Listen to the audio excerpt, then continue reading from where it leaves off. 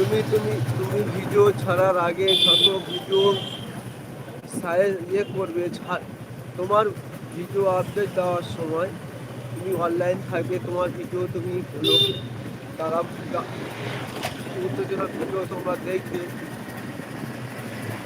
এরকমই তুমি অন্যজনের ভিডিও দেখতে দেখতে তারপর তুমি তোমার ভিডিও ছাড়বে। ইউটিউব সেটা সাজেস্ট করে যে অনেকে কি করে ভিডিও শুধু টাইম হয় ভিডিও ছেড়ে দেয়, কিন্তু না, টাইম হলে শুধু ভিডিও ছাড়লে হয় না। তোমার টাইম হওয়ার আগে ভিডিও দেখতে হবে, পাবলিকের ভিডিও দেখতে হবে, তারপরে তোমার সময়ের মতন তুমি ভিডিও ছাড়ে দাও। ভিডিও ছেড়ে দেওয়ার পরে আবার কি করতে হবে, আবার তোমার ভিডিও ছাড়ার পরেও আবার তোমার ভিডিও দেখতে হবে। তবে ইউটিউব সাজেস্ট করে অন্য কাউকে পাঠানোর জন্য।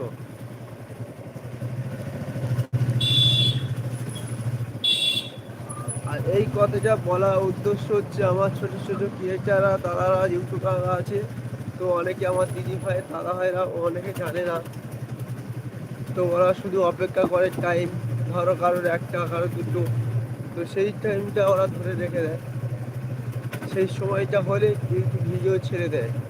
কিন্তু না, সেই সময় ভিডিও ছাড়লে হবে না, কিছুক্ষণ আগে আপনাকে অনলাইন থাকতে হবে।